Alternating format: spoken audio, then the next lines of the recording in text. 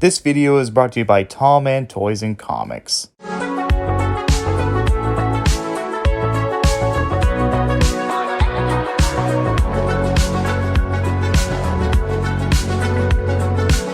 Preschool shows are a dime a dozen.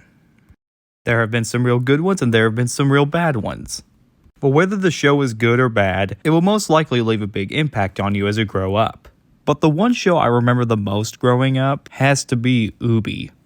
Of all the preschool shows I grew up with, Oobi is the one that stuck around with me the most. Mostly because of the fact that Oobi had such a weird concept yet unique idea at the time. I mean, I can imagine some people looking back at the show thinking that this was just a big fever dream. But in a strange way, as weird as it is, it was actually pretty good. Why was it very good, you may ask? Well, sit down as I tell you why Oobi was ahead of its time. The stories. So what is Oobi?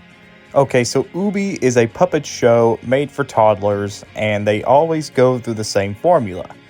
Oobi discovers something, or he finds something, or learns something new. The audience reacts to Oobi, and then we learn a valuable lesson at the end of each episode. Rinse and repeat. But what makes this show stand out than most other puppet shows or even preschool shows is that it's very laid back. Unlike most preschool shows where it's always bouncy, keeps telling the audience what to do, or just making constant noise, Oobi is more laid back and very subtle.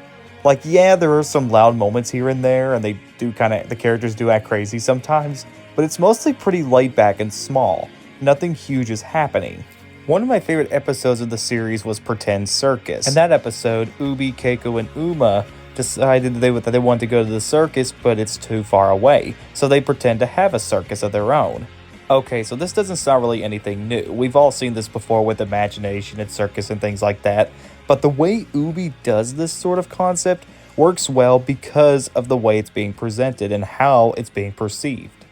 These characters and the environment is just so laid back and so relaxing that it's just so much fun to watch. It keeps your attention because of how laid back and relaxed it is. Oobi also does really well with its morals. A good example was in Uma's birthday. In that episode, Grandpoo, Oobi, and Keiko planned a surprise party for Uma, but Uma wanted a very small party and the party was being too loud. And the whole lesson of the episode is just to get more Uma attention and less on the activities and the party itself. So, kind of a confusing moral, but the way Oobi does this is so smart to the point where it doesn't have to make it so blatantly obvious. Oobi works so well with its stories in the way that most kids can connect to. That's why Oobi stuck around with me for so much.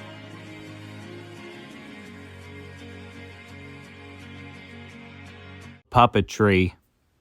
One of the most unique things about Oobi was its puppetry.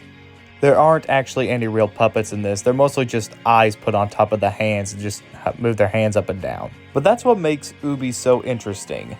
Instead of actually using most puppets like in most Jim Henson shows, it actually just uses the hands as the puppets. And because of this leads to a lot of creative, fun things. A good example is in the episode Camp Out, where Oobi and the gang go camping and Oobi is afraid of the dark or being outside. While Oobi and Grandpoo are walking around, they come across this cat who actually is a hand puppet and an owl that has a hand puppet. They look so strange yet very creative. And that's the best way to describe the puppetry in the show. Creepy yet very creative and fun. Oobi doesn't go too far with its creepiness, and that's very interesting. The puppetry is what makes Oobi a breath of fresh air. It's not always the same puppets you would see in like the Jim Henson shows or any other ripoffs. It's pretty much just its own unique thing, which makes it have its own identity.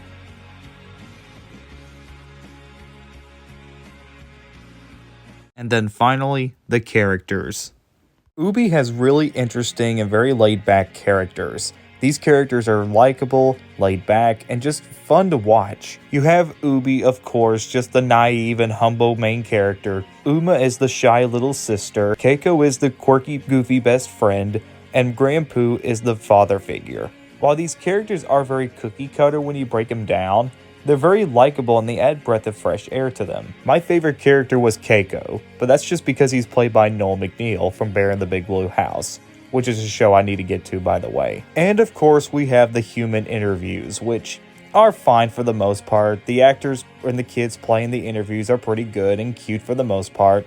Nothing special, but hey, that's usually what happens in each and every at the end of the episode. So yeah, these characters are so likable and so much fun that you can't just look off the screen. They're very fun, likable, funny, and just very fun to watch.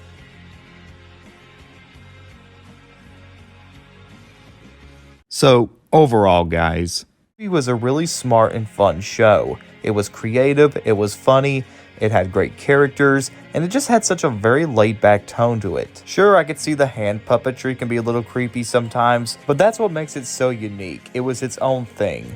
Oobi was such a unique thing at the time, unlike any other show back then. Kind of like Sesame Street or Lazy Town, it was laid back, simple, and just tried to be its own thing. Not to mention, it felt alive and with it. It didn't try to be like every other show at the time. Kind of like Bob the Builder, it has its own identity, and it knows what it wants to be. If you have small children, I really recommend this show. In my opinion, it's one of the best preschool shows, period. Also, I just want to say thank you guys for 300 subscribers, and that I can't wait to see where this channel goes from here. See you guys.